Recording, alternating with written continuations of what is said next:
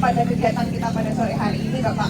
Boleh dijelaskan sedikit Pak mengenai kegiatan kita sore hari ini? Ada public campaign yang seperti tadi saya sudah sampaikan, public campaign zona integritas Pengadilan Negeri Pasangkayu menuju wilayah bebas dari korupsi dan wilayah birokrasi bersih dan melayani. Silakan Bapak. Ya, Bapak Ibu sekalian, wilayah bebas dari korupsi, kadang-kadang orang pleset wilayah bebas korupsi gitu ya. Jadi wilayah bebas korupsi, bukan bebas korupsi tapi bebas dari korupsi. Sekarang ini semua instansi pemerintah sepertinya melakukan hal yang sama. Kita diminta untuk mengkampanyekan apa yang kita lakukan. Tapi kali ini kami mengajak masyarakat berpartisipasi. Barangkali ada pengalaman-pengalaman tertentu yang dirasakan ketika berurusan di pengadilan. Zona integritas ini wilayah yang harus dibangun supaya pengadilan itu bisa menunjukkan bahwa birokrasinya itu membaik dari waktu ke waktu. Dulu pemerintah mencanangkan agar birokrasi itu direformasi, tetapi kemudian di tengah jalan ternyata penyelewengan itu terus saja terjadi. Ada suap kah, ada pungli kah, atau macam-macam. Pungli ya seperti yang diberitakan di media sosial, di mana-mana. Terus itu terjadi, kemudian akhirnya dibuatlah satu mekanisme untuk membangun sebuah zona integritas dengan menilai komponen-komponen tertentu. Jadi di dalamnya ada kriteria tertentu yang akan dinilai, ada banyak kriterianya tuh Bu ya. Ada 6, ada manajemen perubahan, menata SDM, kemudian penguatan pengawasan. Selamat datang Pak Saleh, advokat yang biasa beracara.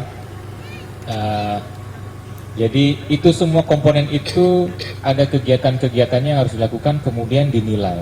Kalau nilainya tinggi, kegiatannya dilaksanakan secara kontinu, nilainya bagus, maka kemungkinan besar pengadilan itu akan menuju ke wilayah yang disebut sebagai wilayah bebas dari korupsi, bukan wilayah bebas korupsi ya Pak Saleh ya. Ada kadang-kadang yang sering salah nyebut gitu. Itu kira-kira Bu, sedikit. Baik, jadi pada intinya zona integritas ini merupakan upaya bebenah institusi-institusi begitu ya Pak ya, terutama juga kali ini di Pengadilan Negeri Pasangkayu kami pun ingin berbenah seperti itu ya Pak ya, supaya aparat penegak hukum terutama yang di pengadilan sendiri mempunyai komitmen untuk tidak melakukan tindakan korupsi seperti itu, begitu ya Pak ya. Kemudian yang ingin banyak orang tahu ini Pak, macam layanan di pengadilan negeri Pak. Yang orang tahu kan di pengadilan itu hanya sidang saja begitu. Nah, apa saja sebenarnya Pak yang dapat diberikan oleh pengadilan negeri, layanan yang dapat diberikan oleh pengadilan negeri ini apa saja begitu Pak? Boleh dijelaskan Bapak? Iya, oke. Layanan persidangan itu yang utama ya Bu ya. Ya. Tapi ada dua bagian besar sebetulnya. Kalau dari Mahkamah Agung itu mensyaratkan ada satu layanan umum yang di semua pengadilan itu ada, di semua wilayah peradilan, baik itu pengadilan negeri, agama, tun, militer itu ada. Nah, itu tadi sidang. Yang kedua itu ada pengaduan, informasi, layanan pengaduan, layanan informasi, biaya perkara. Itu harus itu. Jadi orang mesti tahu biaya perkara itu berapa. Itu ya Pak Saleh ya. Kalau ngajukan perkara dihitungin Pak ya, panjernya. Kalau lebih ada yang dikantongin nggak sama pegawai kami Pak? Bukan karena lagi ini ya, bukan. Jadi biasanya kan begitu tuh, zaman-zaman dulu itu kalau biaya perkara, oh kira-kira sekian Pak, 2 juta. Nanti kalau ngabisinnya 1,5 juta, yang 500 dikantongin itu, enggak lah ya. Kalau ada di Pengadilan Negeri Pasangkayu begitu, udahlah, itu sudah out harus, itu ya. Jadi itu, kemudian yang khusus untuk Pengadilan Negeri Pasangkayu itu ada lagi layanan perdata, layanan pidana, termasuk di dalamnya itu persidangan. Tetapi kalau pidana misalnya antar instansi Bu ya, Ada mohon izin penyitaan, polisi kalau minta izin menyita harus ke pengadilan. Kalau sudah nyita duluan, terus minta persetujuan. Kemudian ada juga layanan hukum, itu bukan layanan hukum, layanan kepanitiaan hukum, itu minta surat keterangan. Bapak Ibu, ada yang pernah minta surat keterangan tidak pernah dipidana begitu? Untuk keperluan-keperluan tertentu? Tidak pernah dijatuhi pidana, tidak pernah berperkara gitu? Nggak ada ya, yang di sini nggak ada ya? Itu ada, itu layanan seperti itu. Ada biayanya, bayarnya 10.000 ya. 10.000 itu penerimaan negara bukan pajak, itu disetor ke negara. Kami nggak ada narik duit lagi, duit ongkos ketik gitu nggak ada lagi. Ongkos ketik 5.000 nggak ada. Cuman itu aja biaya. Kemudian umum layanan persuratan itu biasa, orang kirim surat, orang kira-kira itu Bu, secara garis besar. Baik, ini yang menarik mengenai biaya perkara tadi Bapak. Untuk perkara perdata begitu kan ada tadi panjar dimintain, dihitungkan panjar biaya perkara. Nah ini banyak orang yang belum tahu Pak, biaya perkara ini disetorkan itu untuk jangan-jangan ada orang yang bilang jangan-jangan itu uang untuk orang pengadilannya, untuk pegawainya, untuk hakimnya. Nah ini perlu diluruskan Bapak. Iya, bukan begitu ya. Jadi memang yang awam dikiranya begitu, biayanya berapa gitu, ada ongkos sidangnya apa-apa gitu, nggak ada. Jadi biaya perkara kalau perdata itu biaya-biaya yang dikeluarkan untuk proses perkaranya, misalnya biaya pemanggilan pihak begitu. Jadi biaya pemanggilan pihak itu bisa bervariasi antara satu desa dengan desa Lariang, bisa beda dengan desa mana di situ ya. Aku gitu misalnya beda, karena dia lebih dekat, dia lebih murah.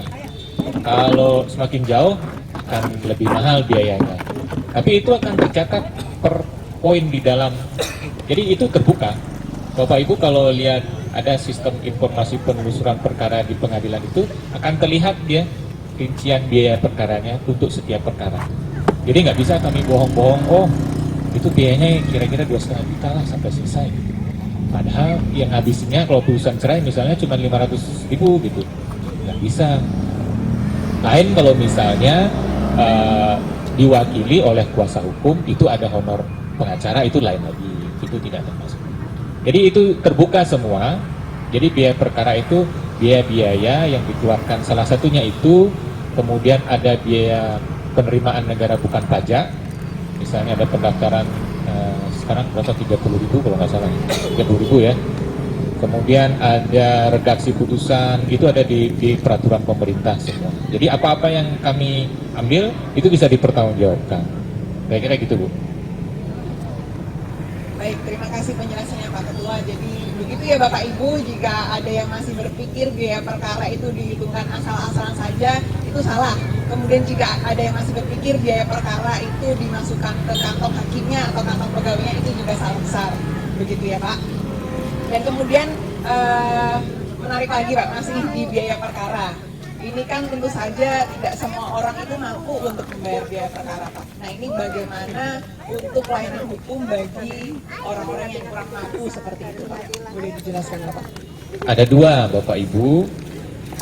Kebetulan ada Pak Saleh di sini yang bekerja sama dengan pengadilan negeri sebagai penyedia jasa bantuan hukum.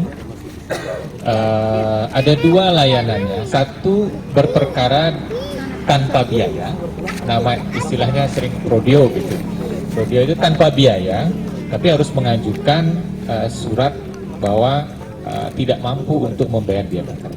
Hanya saja persoalannya tidak semua pengadilan punya biaya untuk menanggung biaya itu persoalannya. Tidak semua pengadilan akhirnya bisa menyediakan jasa itu.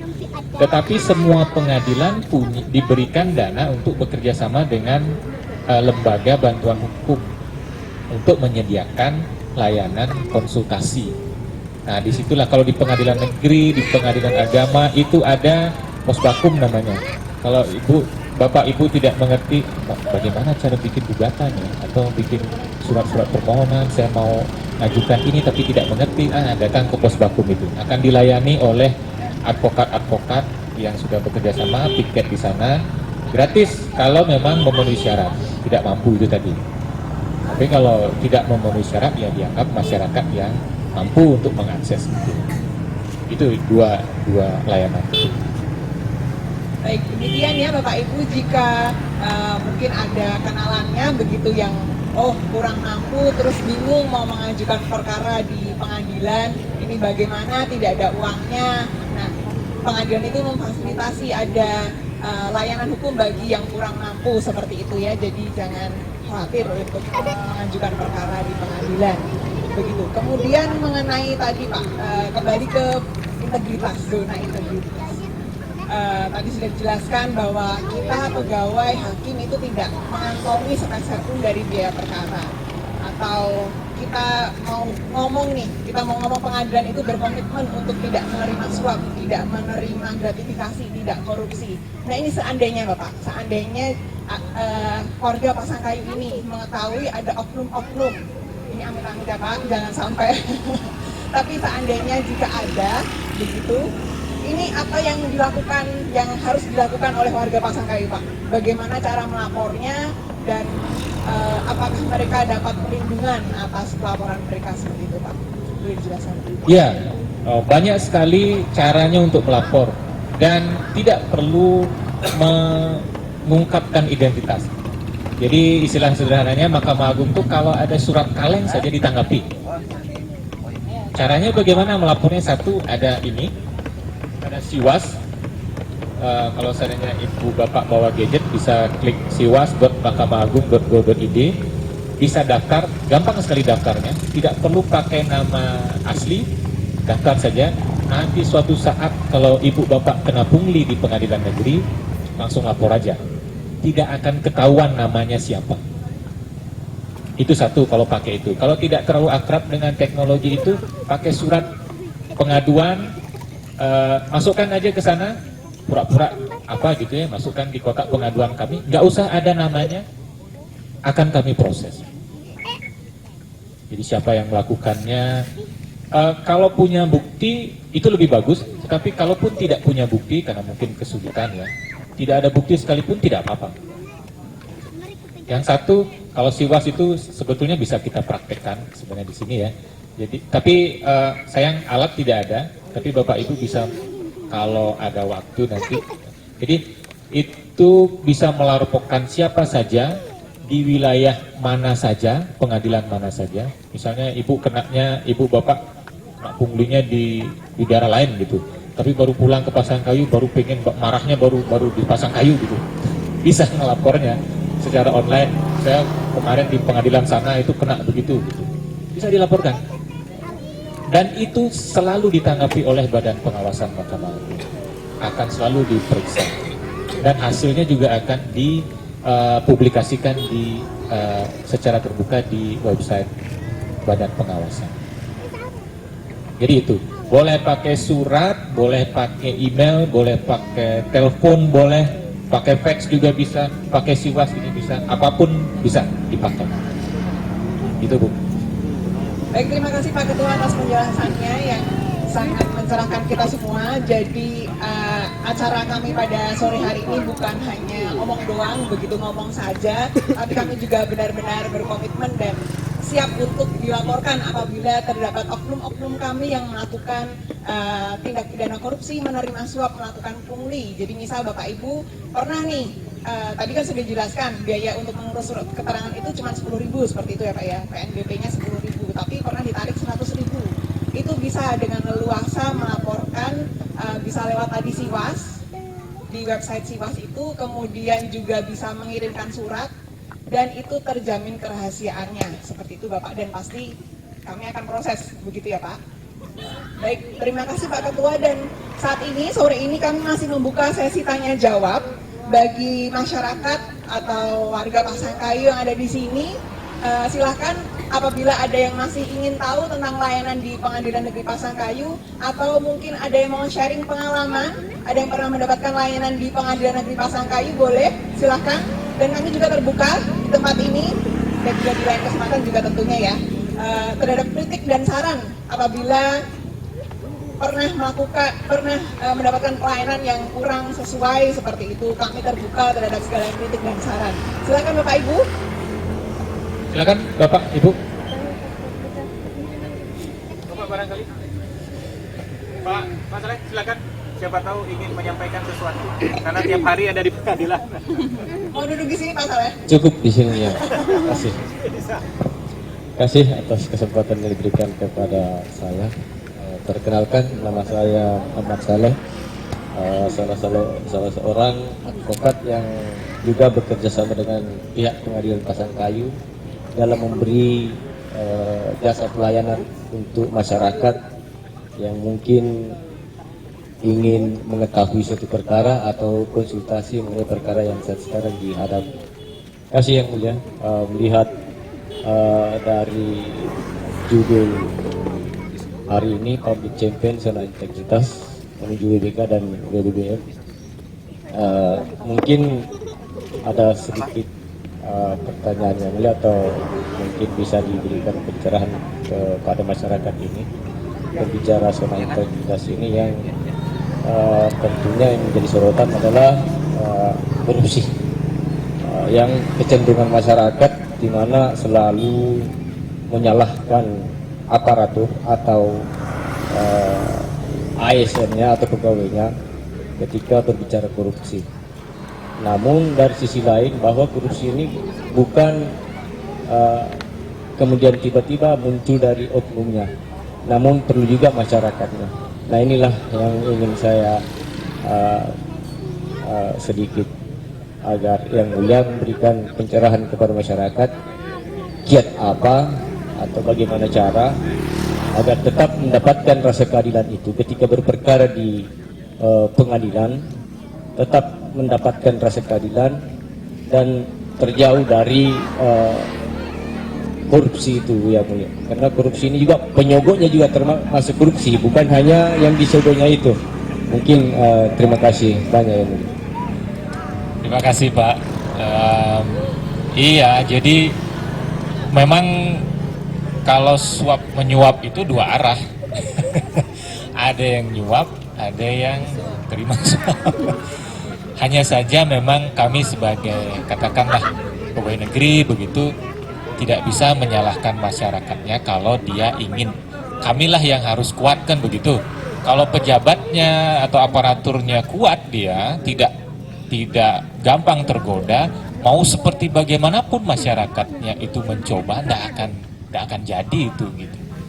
Jadi tapi terima kasih Pak Saleh. Saya juga ingin menyampaikan kepada masyarakat bahwa kalau masyarakat itu menyuap, memang sanksinya jadi kena juga. Jangan sampai merasa misalnya nih ya, mencoba nyuap ya. Tapi ternyata putusannya gitu misalnya tidak sesuai dengan yang diinginkan. Marah dong. Udah kasih duit 50 juta lewat panitra itu ke hakim gitu misalnya. Putusannya tetap dirasa tinggi. Marah. Saya sudah nyuap gitu. Bukan berarti kemudian bebas dari hukuman, tetap kena. Sudah keluar duit 50 juta, ya kan? Niatnya tidak tercapai, hukumannya tetap segitu. Jadi, ya gimana gitu. Jadi, seperti yang apa disampaikan Pak Saleh tadi, lebih baik ya sudah, jangan. Gitu. Jadi di Pasangkayu, saya akan beri jaminan gitu ya. Memang orang berperkara itu kadangkala ada rasa tidak puasnya begitu Pak ya. Ada misalnya kita, mudah-mudahan tidak ya. Mudah-mudahan Bapak Ibu semua yang ada di sini tidak pernah berperkara pidana apapun juga.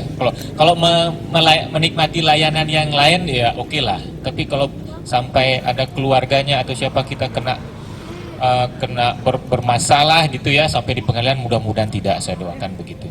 Nah, kalau kita berperkara, kadang kalau kita kalah atau kita tidak sesuai putusannya, kan kecewa ya. Kecewa itu. Tetapi saya merasa kalau prosesnya bersih, jadi hakimnya tidak bermain-main dengan hukumnya, advokatnya juga menjalankan fungsi dengan baik, semua aparaturnya bersih, rasa kecewa itu barangkali akan cepat hilang. Atau misalnya kalau menang, ya sebaliknya ini ya, kalau perkara perdata menang berperkara begitu, rasa kesenangan itu juga tidak akan terlalu berlebih-lebihan, karena kita akan merasa Ya memang sudah begitu, saya kuat kok buktinya. Memang sudah sepatutnya saya menang. Jadi ya biasa saja begitu. Yang kalah juga akan merasa, oh, saya kurang di situ ya. Kurang saya pembuktian saya di sini. Pak Saleh sering merasakan itu saya. Tetapi namanya mewakili kan. Masih ada salurannya gitu. Kalau misalnya tidak sependapat dengan ininya, kayaknya saya kurang sependapat nih dengan pendapatnya, argumentasinya majelis hakim gitu. Saya akan mencoba mengajukan upaya. Tapi semuanya itu prosesnya bersih. Tidak ada tekanan, tidak ada merasa wah ini gara-gara saya nggak deketin hakimnya atau enggak. Itu kan hal yang jadinya orang jadi tenang gitu ya, berperkara itulah yang ingin kami bangun gitu Pak ya. Pada intinya itu. Makanya saya selalu katakan jangan sampai satu orang pun yang ada di Pengadilan Negeri Pasangka itu main-main dengan hal-hal yang begitu. Sekali saja kita tidak dipercaya, maka orang berpikir kami semua itu tidak bisa dipercaya. Jadi terima kasih Pak Saleh. Saya menghimbau kepada masyarakat juga jangan pakai cara-cara begitu kalau berperkara, dan kami juga akan berusaha memberikan karena keadilan yang benar-benar barangkali hanya Tuhan yang tahu ya. Mungkin ada sesuatu yang kurang sedikit di sana sini sebagai manusia biasa itu. Tapi prosesnya saya akan selalu pastikan itu bersih. Dan kalau ada yang main-main, tolong Bapak Ibu sampaikan ya. Tidak perlu khawatir, kami tidak akan menyerang balik gitu misalnya. Kalau ada yang lapor gitu, saya akan enggak ada. Ya, kami akan periksa dulu di dalam, kami laporkan ke Bawas akan memeriksa dan itu akan berjalan.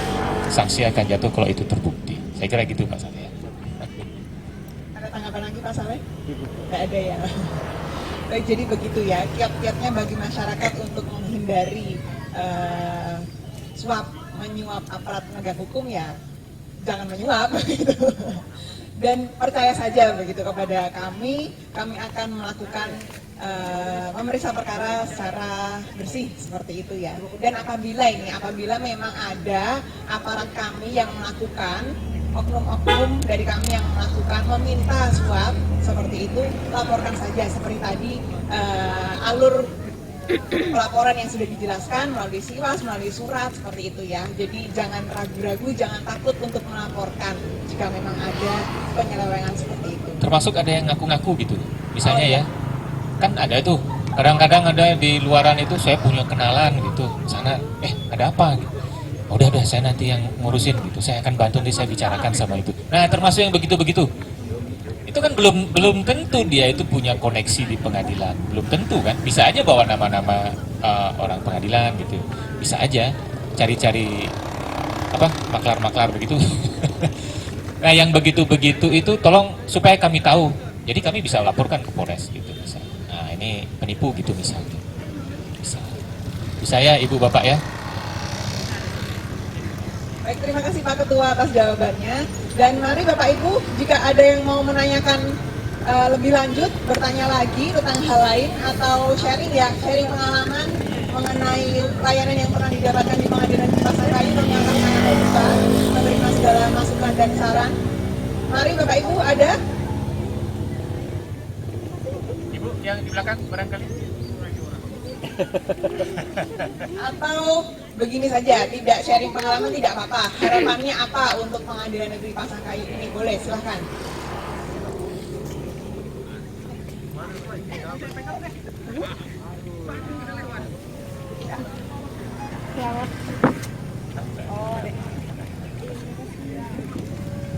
Selamat sore. Selamat sore. Terima kasih. Awalnya saya diajak Ibu Ani untuk ikut ini. Jadi... Nggak dipaksa kan Bu? Oh tidak. Nah itu pelanggaran tuh kalau dipaksa. Malah jadinya penasaran caranya karena bahasanya oke. Terima kasih Pak. Saya tidak tahu apakah pertanyaan saya ini bisa dijawab atau tidak, tapi saya mau sharing aja. Ada nggak pengalaman Ibu Ani, Bapak selama di Pasangkayu yang menarik atau nggak bisa bikin tidur gitu? Terima kasih. Balik dulu dah, lebih lama di sini daripada saya. Nanganin perkara yang misalnya berat gitu Bu, dipikirin semalaman gitu.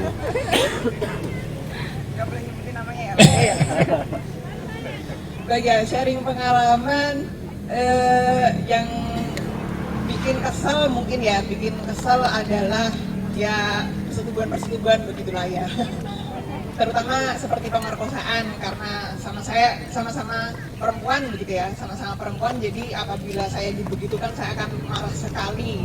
Tapi kami hakim nggak boleh baper ya Pak dalam perkara, jadi tidak boleh marah terus meluapkan emosi di persidangan.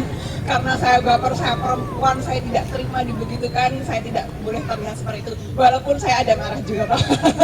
Saya pernah marahin terdakwa juga, pasti pernah. Seperti itu. Itu yang bikin saya jengkel. Terus sharing yang bikin galau mungkin kayak kasus pembunuhan seperti itu ya. Jadi ada hal yang belum terlalu terang begitu, jadi bikin tidak bisa tidur, bikin berpikir-pikir terus seperti apa jadinya, seperti itu sih kalau saya pribadi seperti itu. Dan bersyukur di sini tidak ada perkara-perkara yang neko-neko sekali gitu, nggak ada, dan rusuh-rusuh jarang juga ya Pak ya. Pernah sekali tapi bukan perkara saya, tapi tidak, rusuhnya masih damai, bukan rusuh apa ya namanya, rusuh tapi damai. Salah ya.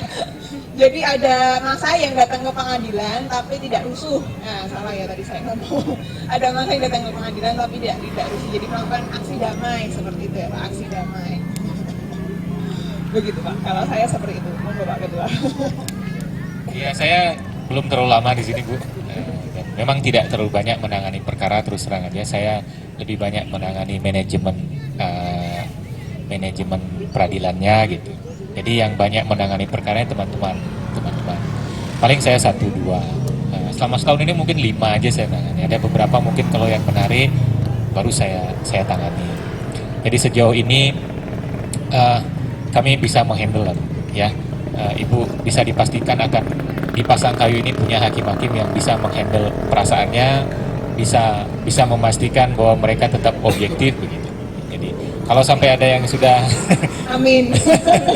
ya, kami akan selalu mengusahakan itu dan selalu bicara soal itu. Kira-kira apa kendala-kendalanya, kalau ada kira-kira ada potensi yang mengkhawatirkan, pasti kami akan hubungi pihak kepolisian dan sebagainya. Itu untuk menghindari hakim itu tidak dalam keadaan tertekan memutus perkara. Siapapun kalau mengerjakan sesuatu dalam keadaan tertekan pasti ini kan ya, pasti. Kan kami bukan Superman seperti film Hollywood itu kan. Tenang aja, kami kan manusia biasa juga. Pasti bisa terganggu dengan sesuatu hal. Tapi di sini sepertinya situasinya baik dan asumsi saya Pasangkayu itu daerah yang cukup aman sebetulnya, cukup damai. Mengingat perkaranya juga tidak terlalu banyak. Asumsinya begitu.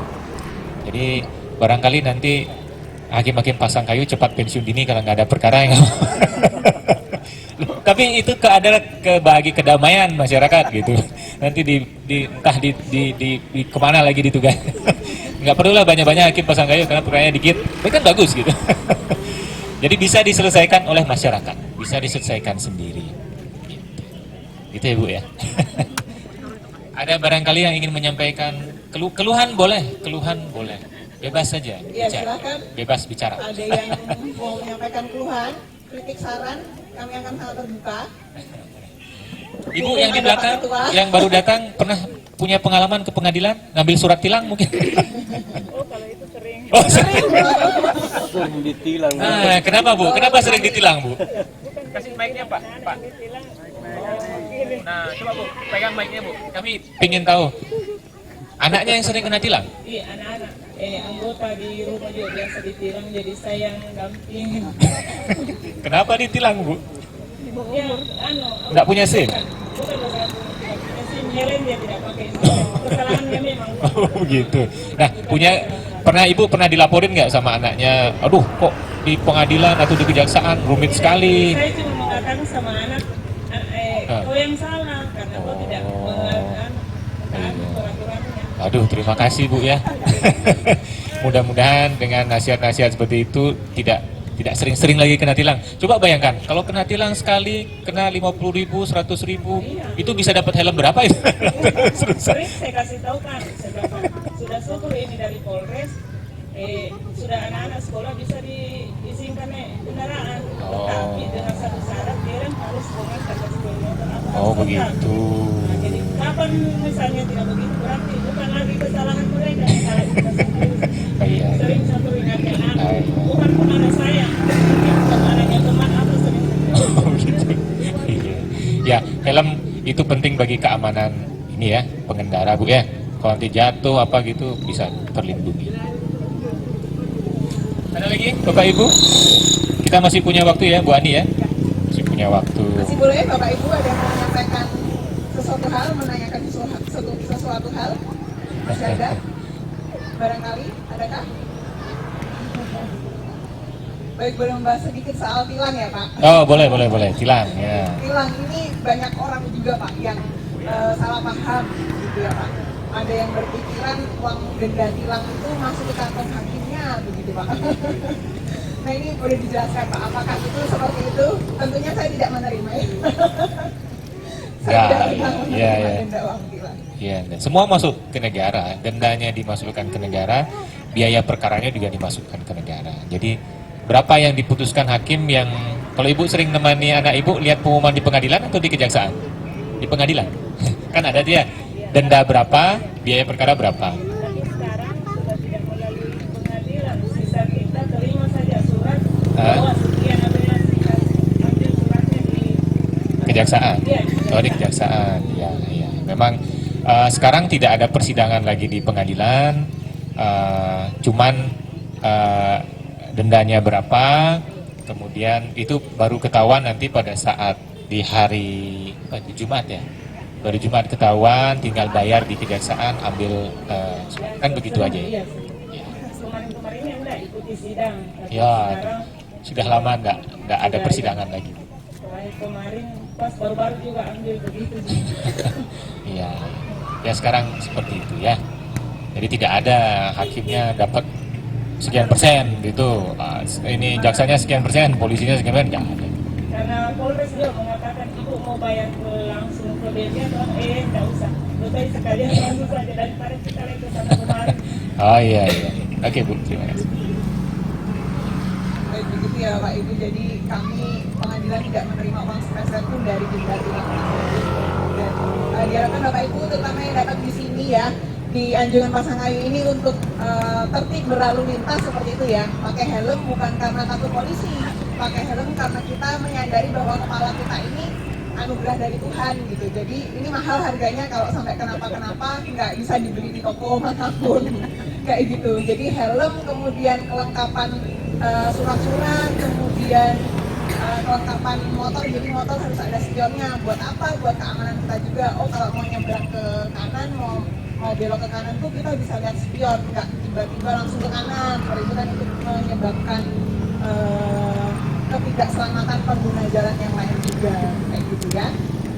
Baik, masih ada yang mau ditanyakan lagi? Masih ada yang mau bertanya atau menyampaikan sesuatu hal? Boleh? Oh masih mau tanya? Boleh. Silakan. Tapi ini tentang pengadilan, maksudnya kan kemarin ada teman, maksudnya suaminya sempat di sidang perkara, ya begitulah, orang bilang kasus elit dan korban. Jadi saya mau tanya, kan itu biasa dikatakan dia sudah dihukum di bawah kerutan, terus itu sidangnya tidak lanjut karena alasannya pengadilan dikirim naik banding jaksanya. Maksudnya sistemnya itu bagaimana Bu? Karena pas tiba dibebaskan, kenapa bisa dia bilang katanya eksekusinya tidak keluar, ininya tidak keluar, oh sebagaimana keluar bagus kalau begitu. Sebenarnya yang saya tanyakan kenapa bisa begitu? Tidak, maksudnya sidangnya tidak selesai.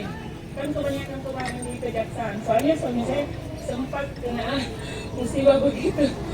Jadi saya tanyakan saya apa, kenapa bisa dia itu dibebaskan?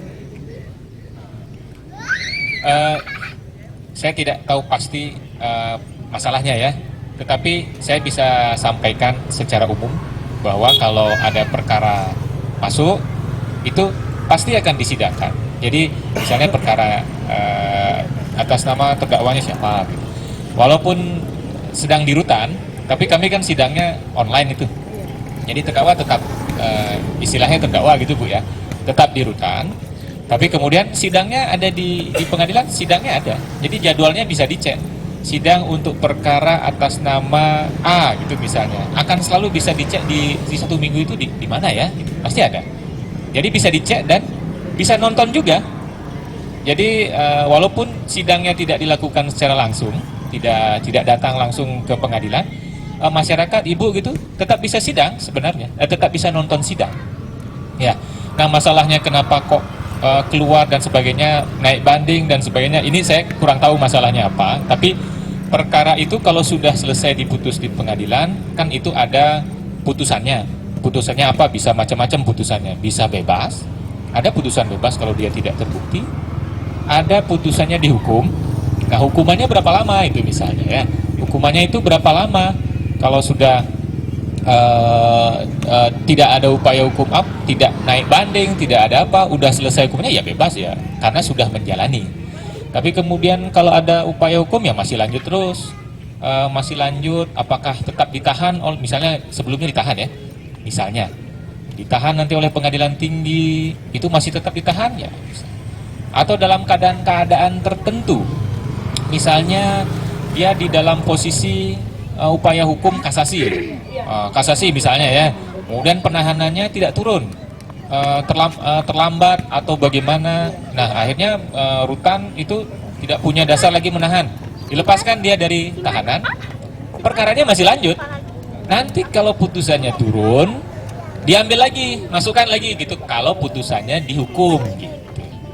Mungkin begitu ya, saya tidak tahu pasti. Kemungkinan begitu ya. Ya, jadi ada memang sistem-sistem yang kalau satu bagian tidak terpenuhi administrasi, bisa jadi seperti itu, lepas dari tahanan karena tidak ada penetapan penahanannya gitu. Tapi nanti kalau turun putusannya, yang bersangkutan harus menjalani, boleh datang sendiri begitu diberitahukan, atau nanti kalau tidak datang sendiri dijemput sama jaksanya gitu ya. Sebagai masyarakat yang taat hukum ya datang sendirilah daripada dikejar-kejar ya, ya kita sama-sama apa namanya menjalankan kewajiban kodam. Mungkin begitu Bu ya.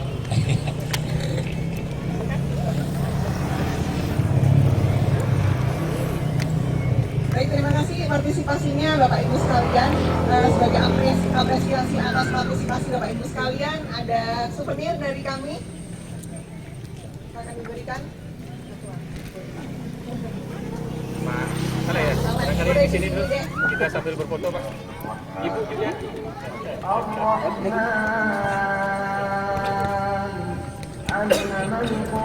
Benar ini ya Pak ya.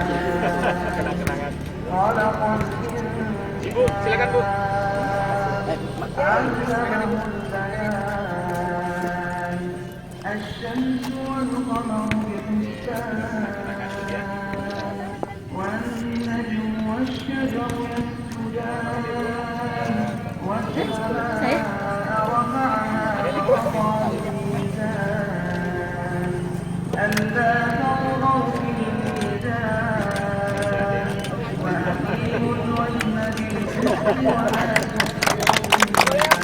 Ya, untuk Bapak Ibu yang sudah berpartisipasi pada sore hari ini.